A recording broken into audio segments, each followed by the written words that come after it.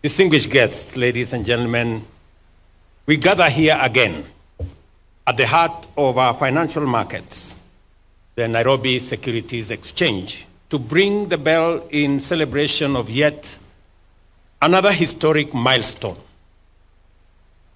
At the beginning of this administration nearly 3 years ago, I made a clear and firm commitment that we would build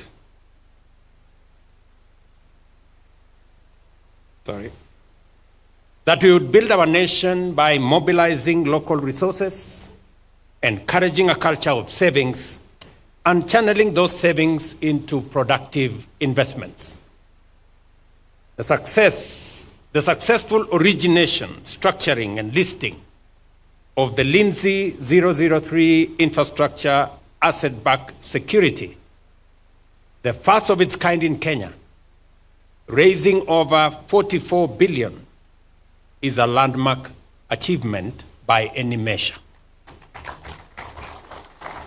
It affirms our confidence in market-based financing and demonstrates how we can sustainably fund large-scale infrastructure through our capital markets. This feat joins our G2G fuel supply innovation that many countries are now learning from us. The first ever asset-backed infrastructure securitization program that has raised over 175 billion off balance sheet, and our currency diversification strategy that is gradually reducing our borrowing costs. Today's listing reflects not only the deepening of our capital market, but also the innovation and sophistication now driving financial solutions that respond to the evolving needs of both the public and private sectors. Most importantly, it confirms our capacity to mobilize substantial domestic capital to finance strategic national priorities, reduce our reliance on external borrowing, and strengthen Kenya's economic resilience. The proceeds from this listing will directly support the construction of the Talanta Stadium, a compelling example of how financial markets can accelerate national transformation. The Talanta Sports City marks Kenya's first large-scale, purpose-built international stadium project in more than 40 years. The last comparable undertaking was the construction of Moi International Sports Center Kasarani, completed in 1987, ahead of the All Africa Games. Since then, Kenya has relied on aging infrastructure, with no new international standard stadium built from the ground up until now. With a 60-seater capacity, Talanta Sports City is not merely filling that long-standing gap. It is redefining the nation's sporting landscape. This modern, world-class complex is designed to host international tournaments, foster local talent, and restore Kenya's reputation as a sporting powerhouse. I commend the Nairobi Securities Exchange for the remarkable feat of facilitating 3 listings in a single month. This momentum reflects renewed energy, strong leadership, and strategic clarity. I also extend my congratulations to Lindsay, Finco Trust, and Liaison Group partners for their innovation in financial structuring. Ladies and gentlemen, the stock exchange is a critical gauge of economic health and investor sentiment. The strong recovery of the NSE, with market capitalization now standing at 2.5 trillion, reflects the soundness and consistency of our economic policies. Some of the choices we have made have not been easy, and at times not popular. But they have been necessary. They have been strategic and forward-looking. These decisions have helped us stabilize the economy, restore investor confidence, and lay a firm foundation for growth into the future. Today, both local and international investors are looking at Kenya with fresh optimism and renewed trust. 2 weeks ago, during my visit to London in the United Kingdom, where 4 global giants, Lloyd's of London, Bupa International, Africa Specialty Risk, and Africa Finance Corporation signed their way into Kenya, I reaffirmed our commitment to expanding the depth and appeal of Kenya's capital markets. A key plank of this strategy is the diversification of state-owned enterprises through initial public offerings on the NSE, unlocking value, improving governance, and attracting long-term capital. We are implementing a structured, time-bound divestiture program, starting with the listing of the Kenya Pipeline Company. I expect the Cabinet to grant approval to this IPO shortly, and the Privatisation Commission this morning is working on the final approval, and by September, by God's grace, we will have that listing here.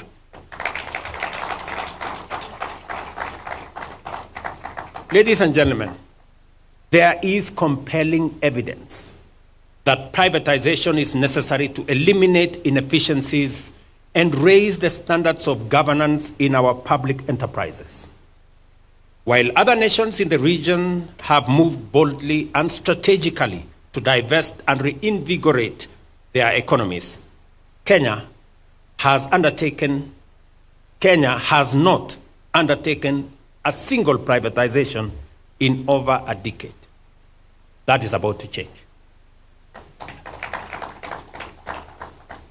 To further strengthen our capital markets, the National Treasury is developing a minimum disclosure and listing framework for all public interest entities operating in Kenya. We are raising the bar to require public entities to begin disclosing standardized financial and operational data in line with capital markets standards. Within 1 year of initial disclosure, they will be required to list at least 20% of their equity on the NSE. This reform will promote transparency, improve governance, expand local ownership, democratize wealth, and give Kenyans the opportunity to directly participate in our country's economic success. The Cabinet Secretary for National Treasury will immediately establish an industry council to guide this process. The Secretary for National Treasury will immediately establish to guide this process on the appropriate legal instruments for adoption. I am told already that there is a committee of experts that has been set up, and I hope Waziri is going to work with the industry to make sure that the council is created, either out of the committee of experts or a much more expanded group. As I conclude, allow me to once again point out that transformation is happening all around us. The pledges I made to Kenyans are being realized one by one, day by day, pledge by pledge. And I remain committed to fulfilling every single one of them. Our economy is stabilizing and growing. Today, Kenya is ranked the 6th largest economy in Africa, up from the 8th 2 years ago. Inflation has dropped from 9.6 in 2022 to 3.8 today. The exchange rate has stabilized at Kenya shillings 129 to the dollar for more than a year, down from Kenya shillings 165. And foreign exchange reserves have climbed to 11.8 billion US dollars from US dollars 6.5 billion. Food production is improving. Maize output, for example, has grown by 50%. And farmer earnings for tea, coffee, and milk have also increased significantly. The affordable housing program is now active in all 47 counties, employing 320,000 Kenyans. And that number is expected to double in a few months. While our labor mobility program has placed 400,000 Kenyans in jobs abroad, Climate Works is onboarding 120,000 workers, and our ICT digital jobs framework has 180,000 people working and monetizing their talent. In the health sector, 110,000 community health promoters are assigned to visit our homes, while more than 25 million Kenyans are enlisted with SHA, bringing us closer to universal health coverage and ensuring that access to quality health is not the privilege of a few, but a constitutional right for all. Our education reforms are also taking root. The CBC transition is complete. We have employed 76,000 teachers in 2 years and will hire another 24,000 in January. Our new student-centered funding model now guarantees quality and sustainable education. Additionally, our public savings at NSSF that stood at Kenya shillings 320 billion 2 years ago will double to 640 by the end of this year as our plan on revolutionizing our savings culture takes shape. Ladies and gentlemen, some have accused my administration of over-promising or taking on too many challenges at once. I have this to say. Yes, I made promises. Yes, I took on many challenges that had bogged down our nation for far too long. This wasn't a mistake. This was deliberate and intentional, so as to match our leadership with our national ambition, to raise the standard, to adjust the bar upwards, and to up our game. As a leadership, we have made peace with mediocrity for far too long. That is why slums became homes, hunger became normal, health became a privilege, and jobs became a status symbol. I promised to change this, and that change is happening. Fellow citizens, we are an ambitious nation and an ambitious people. That is who we are. And leadership must rise up to meet that ambition. That is why I made a solemn and unwavering commitment to lead from the front. The truth is, I had no choice. We could not stand by and watch the country drift. We do not, and never have, aspired to be average. When we aim for excellence, the bar must be higher. And yes, Aiming higher invites scrutiny from critics, suspicion from cynics, and doubt from their cousins, the naysayers. But that is the nature of bold reform. It unsettles the status quo and challenges the comfort of the known and the familiar. The critics may say I am wrong. The cynics may say I am lying. And the naysayers may even say I am mad. But what if they are wrong? And they are. Pause for a moment.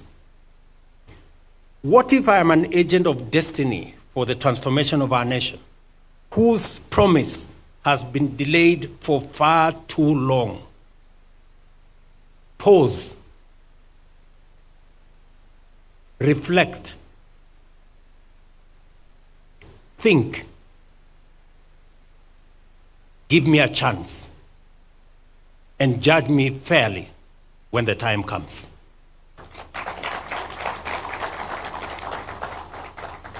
But we remain focused, purposeful, and committed to delivering what Kenya truly deserves.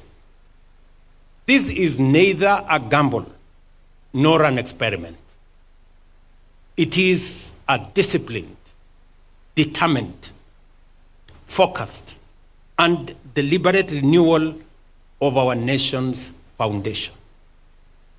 Even the most hardened, die-in-the-wool doubting Thomases will soon see a country reborn, a Kenya that dared to dream big, push harder, and break free from the chains of mediocrity.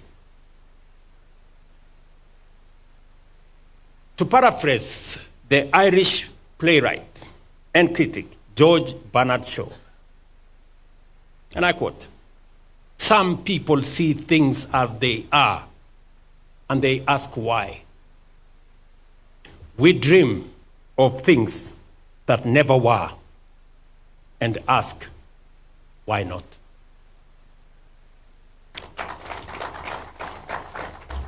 Please join me and the millions of patriots who believe in a higher standard for our beloved nation.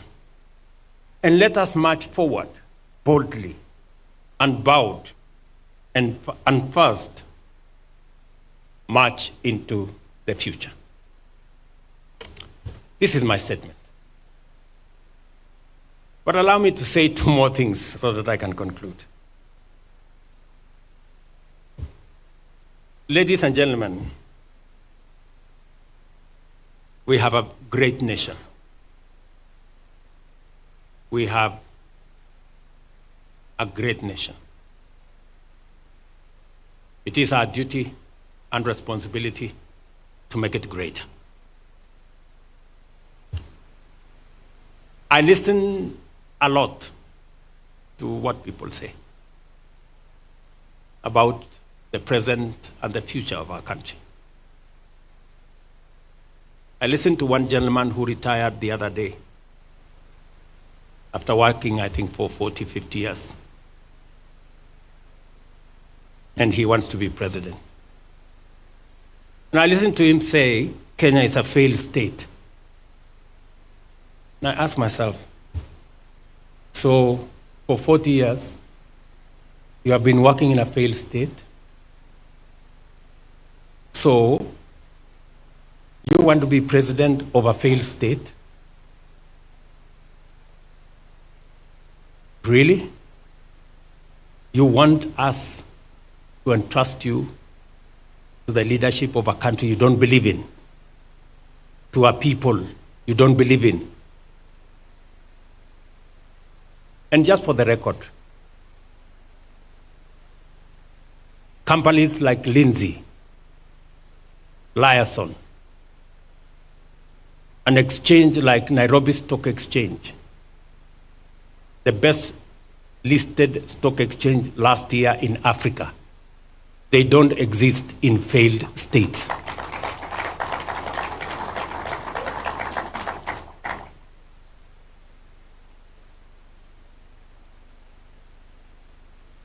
I listened to another group of friends and Kenyans, brothers and sisters, who say Ruto must go. And for sure, just like those who were there before me, my time will come and I will go. Just like those who were there before me did. But respectfully, sirs, madams, let me ask you.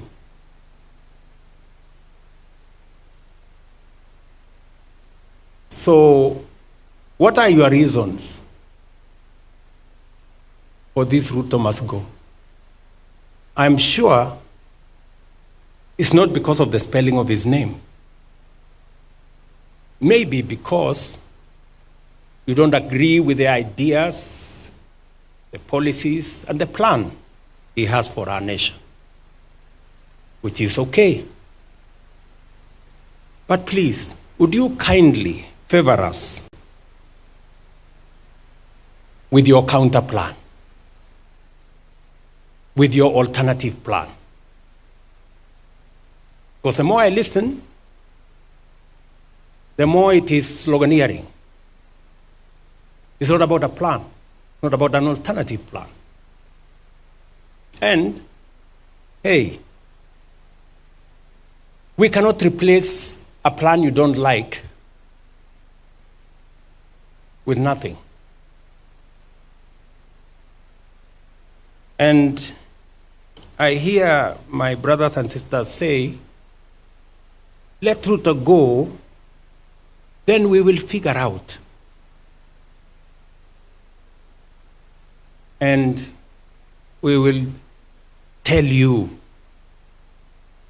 what is the alternative plan later. We cannot tell you now. To me, that sounds like the wash conmanship.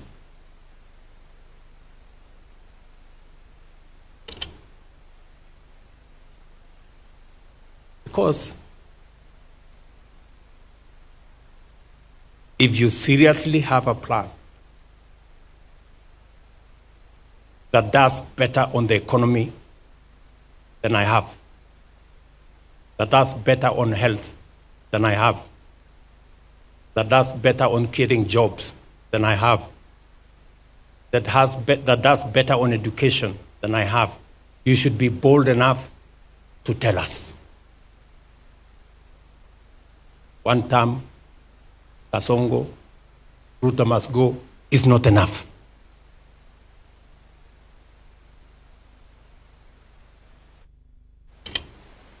And we are going to have a candid conversation. Nobody is going to corner us. Sorry, guys. You have to come up with a better plan. Sloganeering is not enough. The more I listen to them, the more they tell us, oh, let's go back to NHIF. Oh, let's go back to the old model, the NHIF that never worked. Let's go back to the old funding model that crippled our university education. Oh, let's abolish housing. Let's do away with SHA. And to me, they sound like people who are accustomed to the status quo, the usual, the familiar, the no change. Ladies and gentlemen, we have a great nation. It is our duty to make it greater. Thank you very much. God bless you.